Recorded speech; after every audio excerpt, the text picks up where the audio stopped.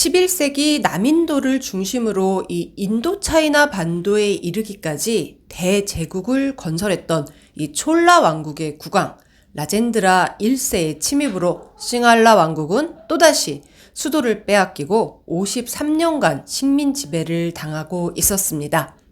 그러나 이 1039년 태어난 위자야 바후 1세는 불과 16살 나이에 왕좌에 등극하며 대반격을 펼칩니다.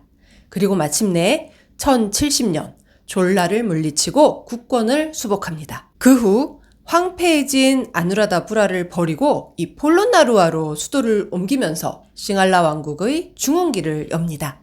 새로운 수도의 위상을 보여주기 위해서는 불치사의 건립이 최우선 과제였습니다.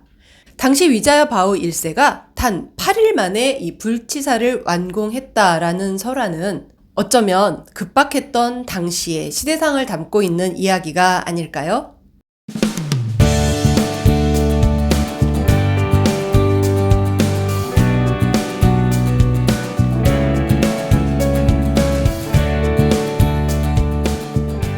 (10세기) 후반 남인도는 요동치고 있었습니다. 소수 원주민에 불과했던 타밀족을 규합해서 907년 독립국가 촐라 왕국을 세운 이 파란디카 1세의 등장 이후에 200여 년간 촐라는 이 남인도의 패권을 장악했습니다. 촐라 왕국은 라자라자 1세 그리고 그의 아들 라젠드라 1세의 통치기에 전성기를 맞이합니다. 영토 확장에 전념했던 라자라자는 이 인도의 중남부를 비롯해서 서쪽의 섬들, 지금의 몰디브까지 손에 넣었습니다. 스리랑카 북부 지역도 이 촐라 왕국에 점령을 당했는데요. 하지만 이때까지만 해도 이 싱할라 왕국 전체를 위협할 정도는 아니었습니다. 라자라자의 뒤를 이어 이 1014년에 등극한 라젠드라는 이 아버지의 업적과 능력을 뛰어넘는 더욱 강한 군주였습니다. 당시 바닷길을 통해서 활발하게 펼쳐지고 있던 아랍 상인들과 그리고 중국 사이의 무역권을 손에 넣고자 했던 라젠드라는 무역의 거점이었던 동남아시아로 지배력을 확장했습니다. 북부로는 겐지스강 하구와 방글라데시 지역을 넘어서 인도 차이나 반도 서부 해안가와 말레이 반도를 거쳐 지금의 인도네시아에 이르기까지 벵골만을 아우르는 남아시아의 대제국을 건설한 겁니다. 인도사의 한 장을 차지하고 있는 이 촐라 왕국의 급격한 팽창은 스리랑카 역사에도 회오리를 불러왔습니다. 라젠드라는 이 아버지 라자라자가 점령했던 스리랑카 북부에 만족하지 못했습니다. 1017년 대국을 이끌고 싱할라 왕국의 심장 아누라다부라로 진격합니다. 남인도를 통일하며 이 막강한 군사력을 다져온 촐라의 기세에 싱할라는 속수무책이었습니다. 수도 아누라다부라는 순식간에 라젠드라의 수중에 떨어졌습니다. 그리고 그 후 53년 섬의 대부분은 이 촐라의 지배하에 놓였습니다. 점령당한 왕국의 운명은 비참했습니다. 싱할라의 국왕 마힌다 5세는 포로가 되어서 인도로 압송당하는 치욕을 겪었고요. 마힌다 5세는 결국 남인도의 작은 시골 마을에서 생을 마쳤습니다. 수도 아누라다부라를 상징하던 수많은 사찰들도 이 시바신의 독실한 숭배자임을 자처하던 라젠드라의 군대에 의해 철저히 파괴당했습니다. 아누라다부라에 대한 파괴는 단순한 종교적 배척만은 아니었습니다. 이 10세기 촐라 왕조 부흥의 문을 연 파란타카 1세는 영토를 확장하면서 이 남부 지역에 자리하고 있던 판디아 왕국을 복속시킵니다. 판디아는 싱할라와 친밀한 관계를 맺고 있었죠. 이 과정에서 촐라와 싱할라는 첨예하게 대립합니다. 라젠드라는 자신의 조상을 괴롭혔던 싱할라 왕국에 대한 복수를 한 셈이었습니다. 하지만 적군의 칼날 아래 이 숨이 끊어지는 이들에게 이런 역사의 셈법이 무슨 의미가 있을까요? 특히 싱할라 왕국의 승가는 철저히 파괴됐습니다. 무엇보다 단 한 사람의 비구니도 살아남지 못하는 비극이 벌어졌습니다. 그야말로 절멸이었습니다. 왕족과 귀족들은 이 수도를 버리고 남쪽 해안가인 루우나 지방으로 도망쳤습니다. 싱할라 왕조는 루우나 지역에서 숨을 고르며 반격의 기회를 노립니다. 이때부터 루우나는 침략자로부터 스리랑카를 지키는 저항운동의 거점으로 인식되기 시작했습니다. 하지만 대반전의 기회를 잡을 수 있으리라 누구도 장담하지 못했습니다. 수도는 파괴되고 승가는 도륙당했습니다. 섬은 촐라 왕국의 지방도시로 전락해서 이 촐라의 왕자들이 섬의 지배자로 파견됐습니다. 싱할라에는 더 이상 희망이 없어 보였습니다. 여명이 밝기 전에 가장 짙은 어둠이 섬을 뒤덮고 있는 모습이었습니다. 1039년 이 루우나에 칩거하고 있던 싱할라 왕조의 사내아이가 태어납니다. 왕가의 혈통을 계승한 아이의 이름은 키티였습니다. 그의 어린 시절에 관해서는 자세히 알려지지 않았지만 이 역사서는 키티가 15살이 되던 해에 정치적 실권자였던 로키사라를 물리치고 16살에 왕이 되었다라고 기록하고 있습니다.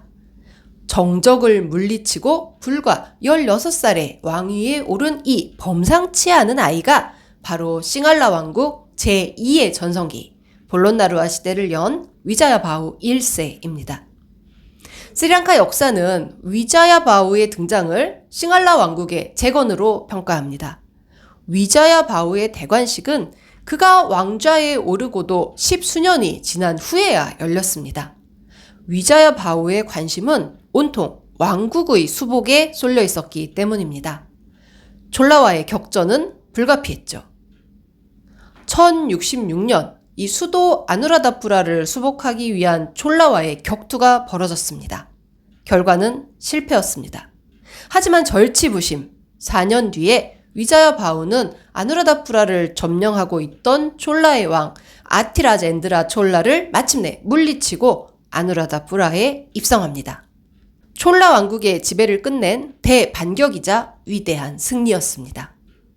하지만 사찰이 파괴되고 이 대탑이 무너진 아누라다푸라는 더 이상 빛나는 신성도시가 아니었습니다. 위자야바후는 이미 아누라다푸라로부터 동쪽으로 100km가량 떨어진 이 볼론나루아를 사실상의 수도로 삼고 있었습니다. 아누라다푸라 수복은 싱할라 왕국이 촐라를 물리쳤다는 상징일 뿐이었습니다. 그렇게 아누라다푸라는 신성도시라는 싱할라 왕국의 심장이라는 영광스러운 자리에서 물러났습니다. 그리고 싱할라 왕국은 이 볼론나루아를 중심으로 새로운 시대를 열어갔습니다. 싱할라 왕국 제2의 전성기였습니다. 외세를 물리친 위자야바후는 가장 먼저 승단 재건에 힘을 쏟았습니다. 출가자에게 계를 전할 수 있는 이 최소한의 비구조차 없었기 때문에 미얀마로부터 계맥을 전수해 왔습니다.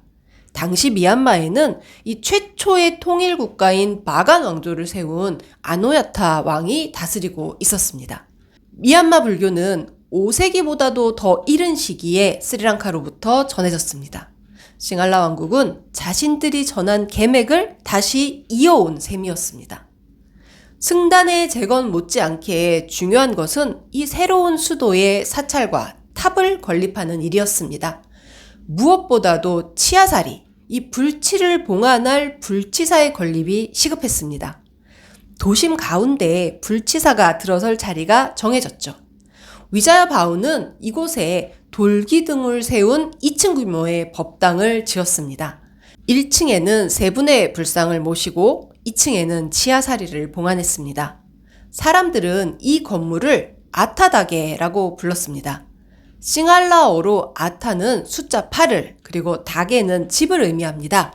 이 때문에 아타다게에는 8개의 유골, 즉 사리가 모셔졌다거나 또는 부처님의 전생을 소재로 한 8개의 벽화가 그려져 있었다라고 믿어집니다.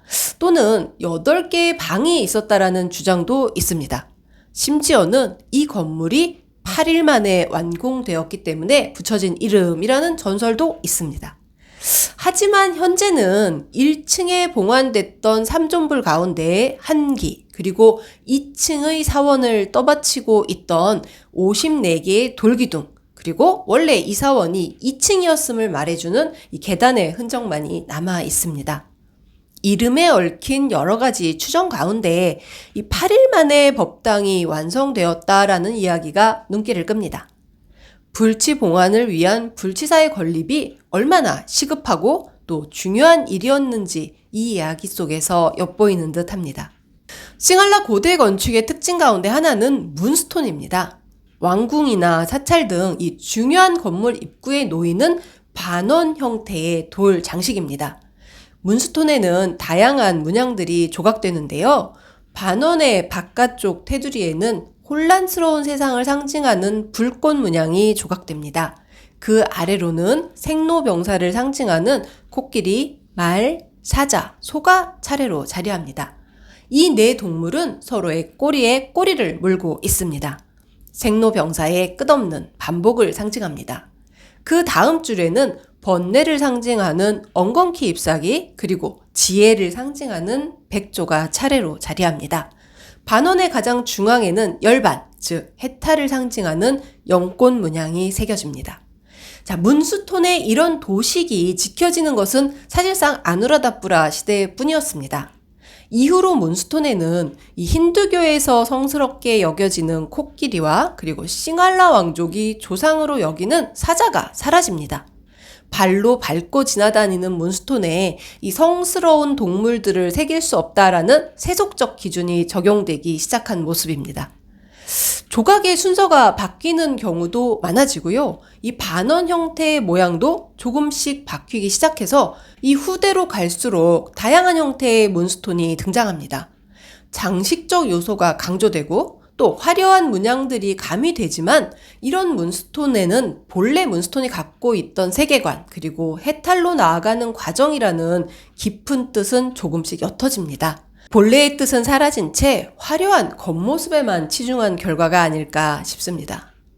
하지만 볼론나루와의 아타다게 앞에 놓여있는 문스톤은 아누라다뿌라 시대의 문스톤의 도식을 완전하게 보존하고 있습니다. 아타다게를 건설하면서 이 아누라다뿌라에 있던 문스톤을 갖고 와서 재활용했기 때문입니다. 학자들은 이를 통해서 당시 아타다게의 건립이 매우 급박한 과제였음을 추정합니다. 8일 만에 완공됐다라는 이야기는 이런 상황을 빗댄 표현이 아닐까 싶습니다. 아타다게 앞에는 이 위자야 바우가 세운 또 하나의 건축물이 남아 있습니다. 투파라마로 불리는 법당인데요. 나무를 사용하지 않고 돌 기둥과 벽돌만으로 지어진 이 건물의 벽 두께는 무려 2m에 달합니다. 이처럼 두꺼운 벽을 쌓아 올렸기 때문에 지붕까지도 벽돌을 이용해서 덮을 수 있었습니다. 내부에는 벽돌을 쌓아서 조성한 입불상이 봉안돼 있었지만 현재는 기단부의 흔적만이 남아 있습니다. 이 건물은 위자야 바우의 손자인 바라크라마 바우 시대에 건축된 것이다 라는 주장도 있지만 건축 양식이 이 아누라다뿌라 시대의 기법을 계승하고 있다는 점에서 위자야 바우가 세운 것이라는 주장이 보다 힘을 얻고 있습니다.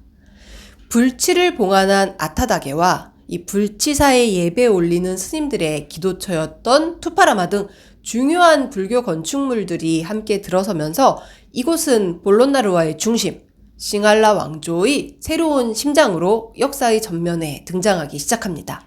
불치가 있는 곳, 불치를 모신 자가 바로 스리랑카의 주인이라는 싱할레 민족의 믿음은 이민족, 이교도의 침략 속에서도 견고하게 이어졌기 때문입니다.